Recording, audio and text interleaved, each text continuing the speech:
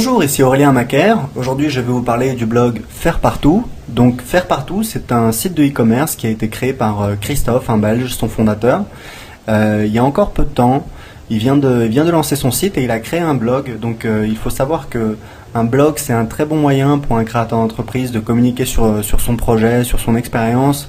C'est un bon moyen de créer du buzz. Il y a des créateurs d'entreprise qui font ça depuis quelques années maintenant et ça fonctionne plutôt bien, ça aide à se faire connaître.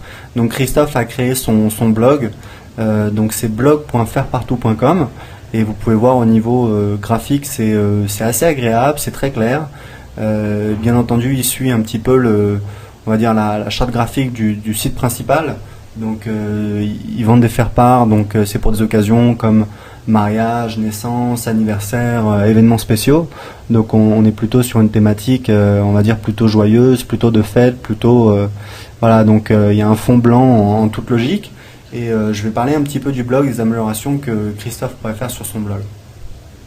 Donc on a des belles illustrations pour chaque article, ça c'est intéressant, c'est vraiment un bon point. Elles sont bien choisies, elles collent par rapport à l'article, par rapport à la thématique, par rapport à la charte graphique générale. On remarque qu'on a l'article en entier pour les deux derniers articles en fait. C'est pas forcément quelque chose que je recommande, mais comme il y a encore peu d'articles, on peut dire que ça passe. C'est vrai que moi je préfère quand il y a uniquement les résumés avec une image, comme ça les visiteurs peuvent scanner instantanément la liste des derniers articles et sélectionner ceux qui leur plaisent.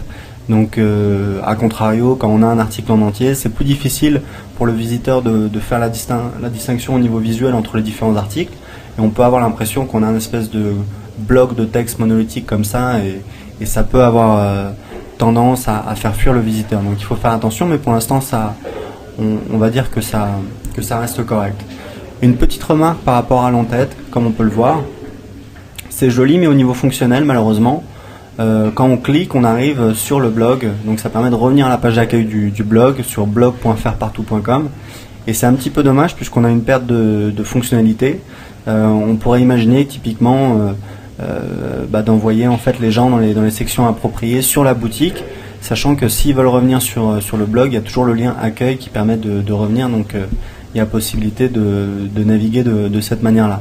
Donc avec du JavaScript, il est possible en fait de faire ça, c'est pas très compliqué, mais ce serait une amélioration.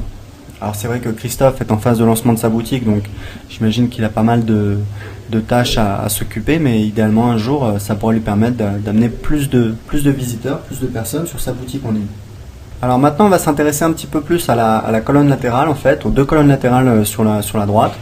Donc il y a la colonne de gauche et la colonne de droite. Pour commencer, on a une image ici qui n'apporte pas vraiment grand chose, surtout que quand on regarde, il y a déjà pas mal d'images en fait dans l'entête, donc il n'y a pas forcément besoin d'en rajouter une. Au niveau visuel, c'est déjà suffisant, surtout qu'il y a les grandes images des articles sur la colonne principale. Donc je recommanderais plutôt d'utiliser cet espace pour apporter de l'information, pour apporter de la fonctionnalité. Justement, au niveau de l'information, on voit le module de commentaires qui affiche uniquement le nom du commentateur ainsi que l'article qu'il a commenté. Et ça, c'est pas du tout la manière optimale de procéder. Je vais vous montrer la manière optimale de procéder, par exemple sur mon blog. Voilà, sur mon blog, vous voyez par exemple, on a le nom du commentateur. Si on passe la souris dessus, on a le titre de l'article auquel le commentaire se rapproche, et surtout on a le début de la phrase.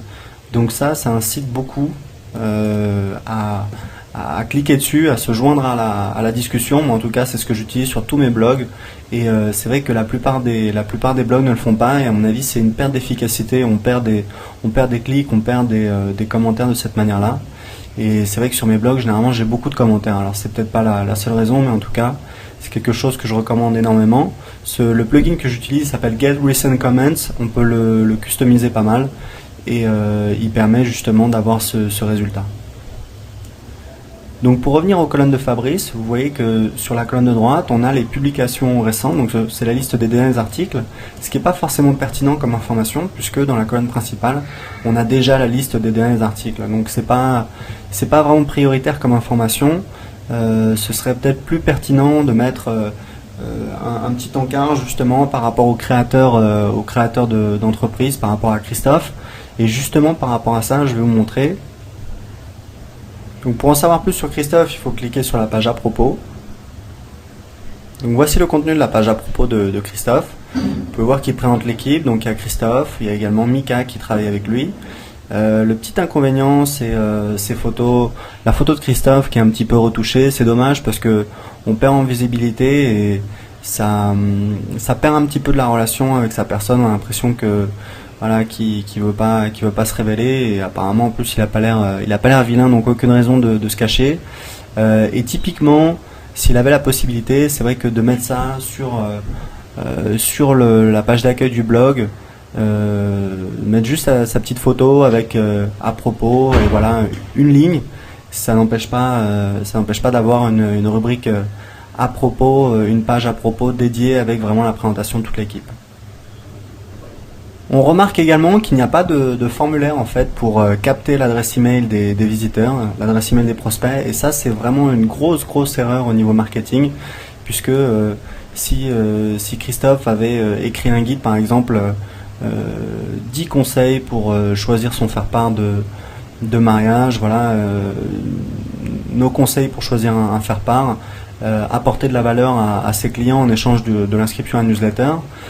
Ça permettrait justement de se créer une base d'abonnés, et ça c'est vraiment très important pour développer un business sur internet, puisque la newsletter, que ce soit pour un blog ou pour un business de e-commerce, c'est vraiment un outil très important pour fidéliser sa clientèle et puis pour développer son chiffre d'affaires, puisque un client qui vient sur votre blog qui repart, il y en a 1 sur 2 qui reviendra jamais, si ce n'est 8 sur 10, donc c'est vraiment important d'essayer de capter leur adresse email pour pouvoir les relancer, pour pouvoir les recontacter, pour essayer de les faire revenir sur leur blog, pour essayer de leur vendre des produits ou des services. C'est vraiment très important. Voilà, donc pour résumer, un bon travail de la part de l'équipe de Christophe, un blog assez agréable visuellement, mais il y a possibilité de le développer justement pour attirer plus de visiteurs, pour développer un petit peu le trafic et le business au niveau du blog, mais également au niveau de la boutique, pour réellement se servir de son blog comme un instrument marketing et pas uniquement comme un gadget qu'on laisse dans son coin.